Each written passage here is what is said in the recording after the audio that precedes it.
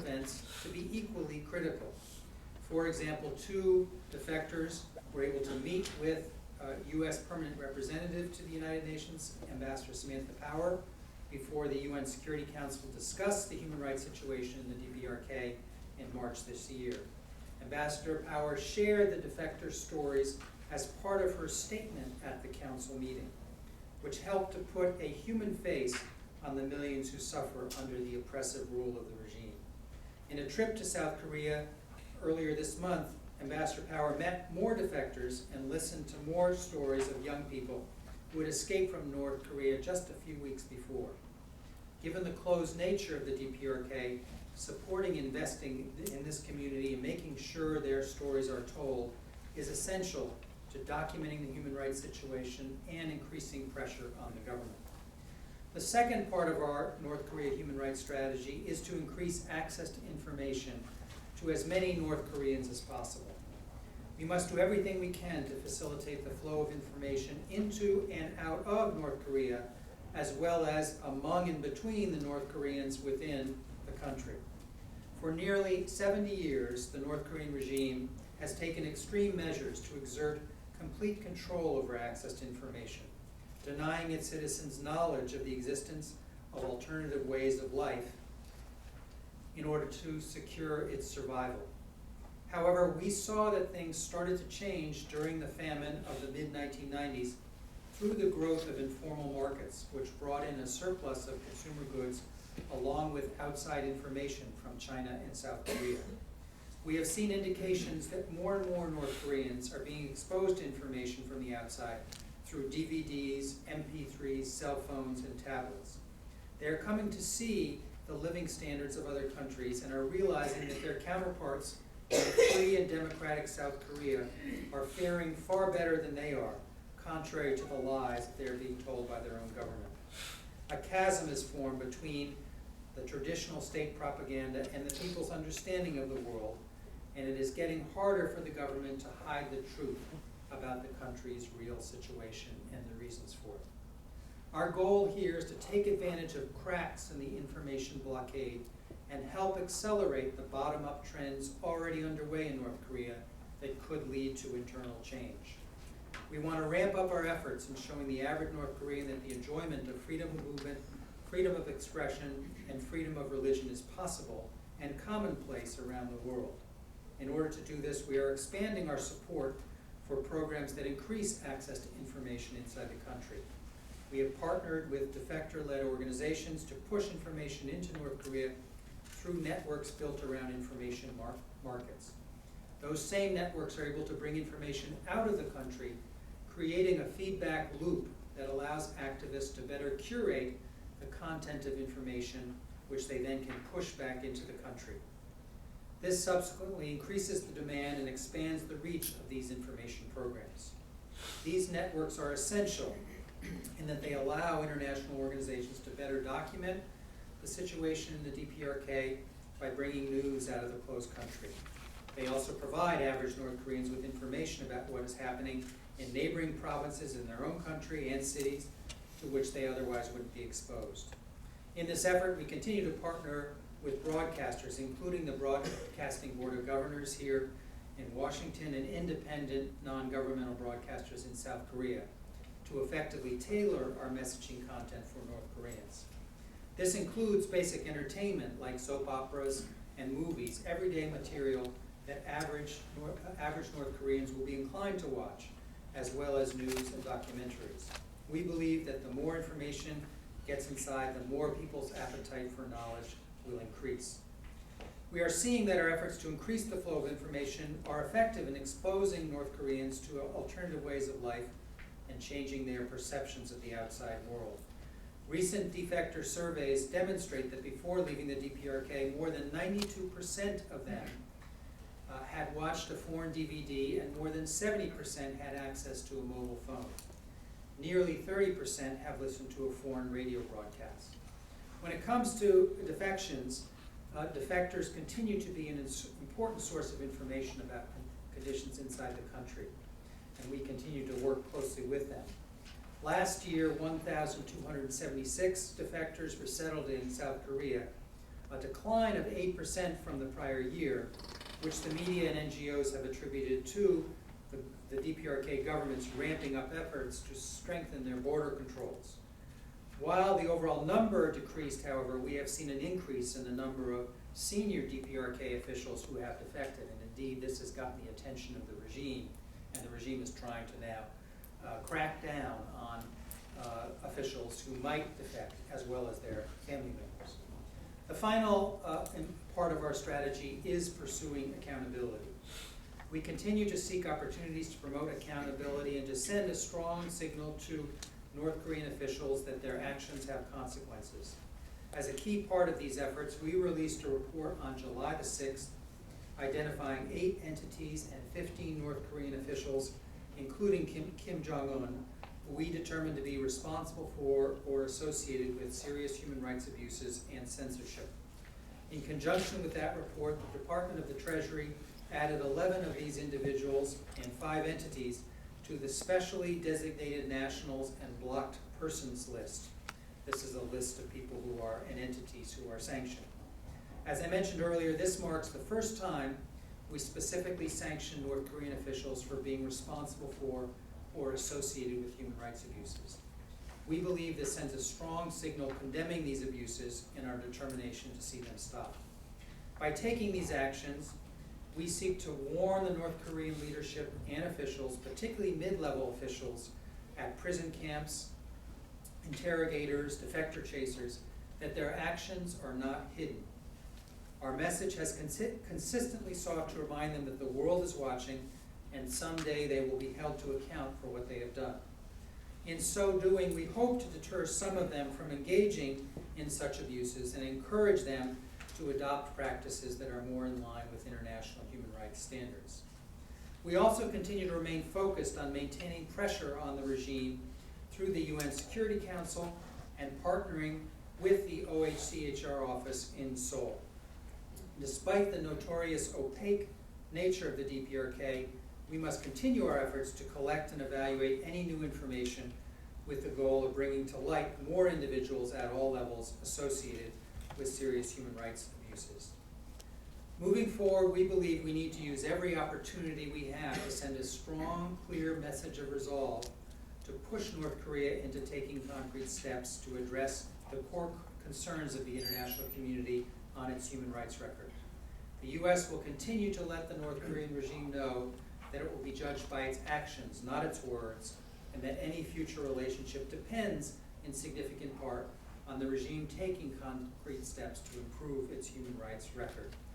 In this regard, we will continue to seek ways to coordinate closely with our allies and partners to amplify our efforts in increasing pressure on the regime. We will seek every opportunity to give a voice to the voiceless and remind the North Korean people that they are not alone and not forgotten.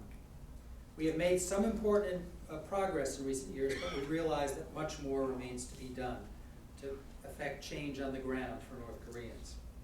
We realize this can only be done with the help and support of people like yourselves.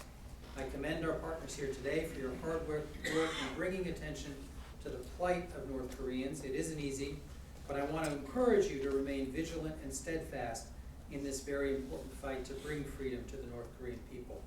We must continue to work hard to galvanize support from others in this effort, particularly in the Korean-American community. Encourage active involvement at all levels to bring attention and awareness to the North Koreans suffering under the current regime.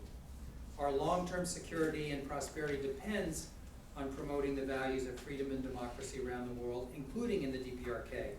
And with your help, we hope that North Korea chooses to stand on the right side of history by taking meaningful steps, among other things, towards respecting human rights. Thank you, and I look forward to taking your questions and comments. Thank you.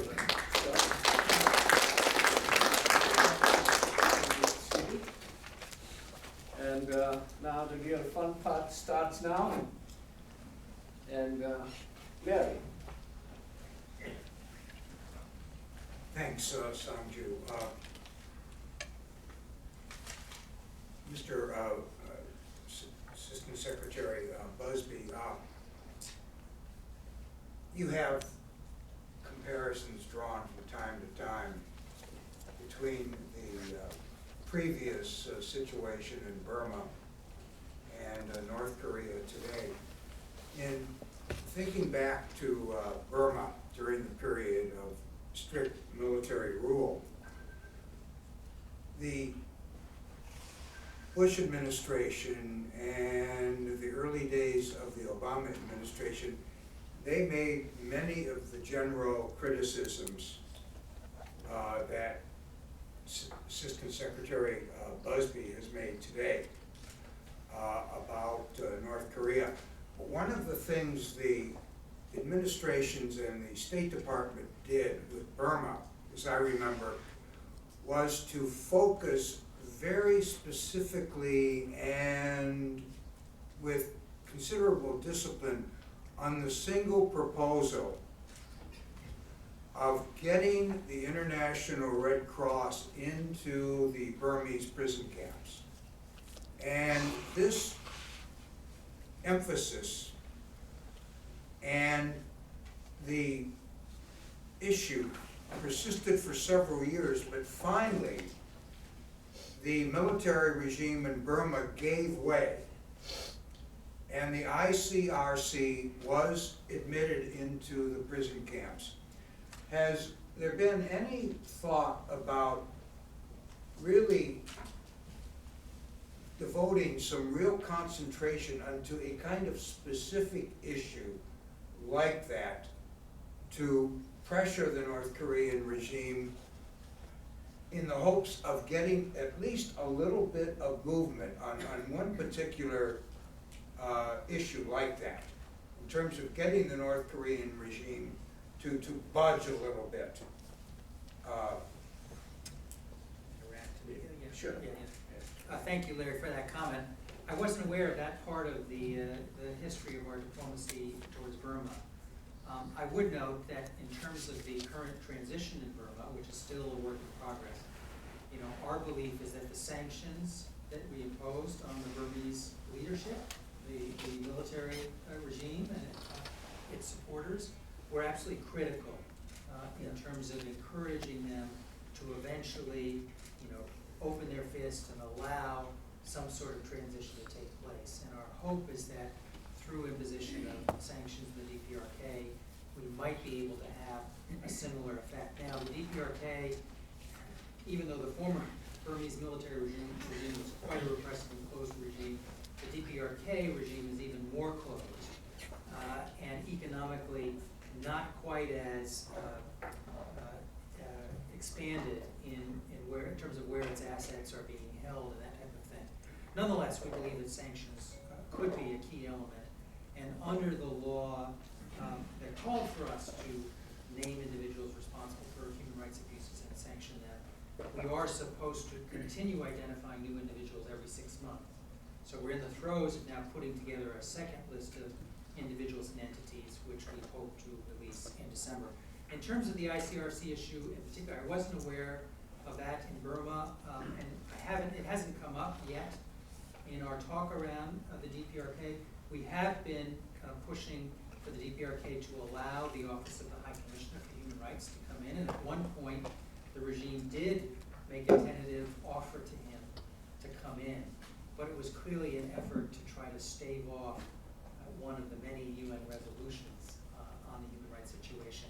So when he went back to them and said, gee, I'd love to come, they backed off because it was clear that the resolution was going to go forward. So that is one thing we've been pushing on.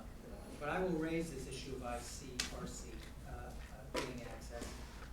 The regime is so allergic to any outsiders having access that I think it will be a pretty heavy lift. But it's a worthwhile idea to pursue.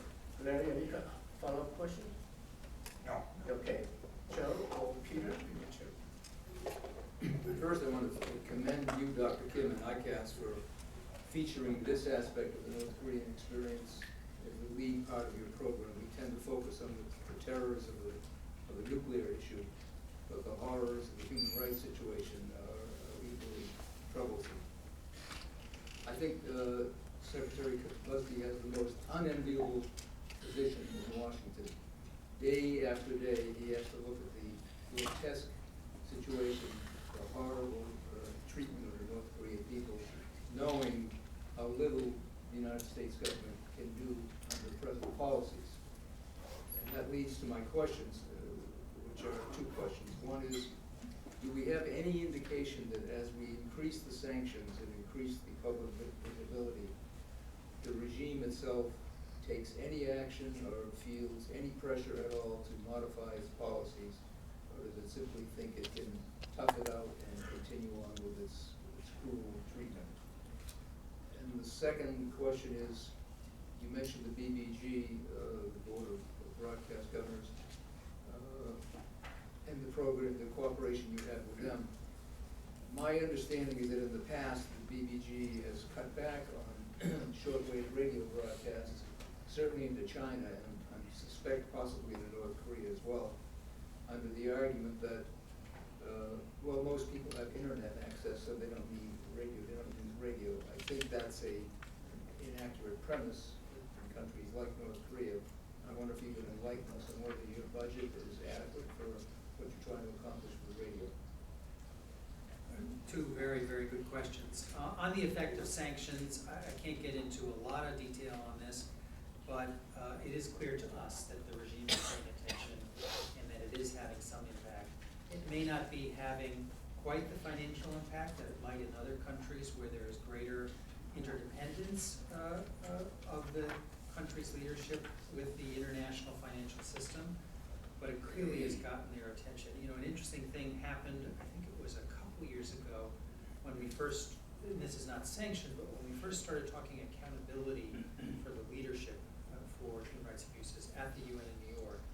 Very interesting, right at that time, the regime did release the 2 or 3 Americans who had been holding for a long period of time and made a very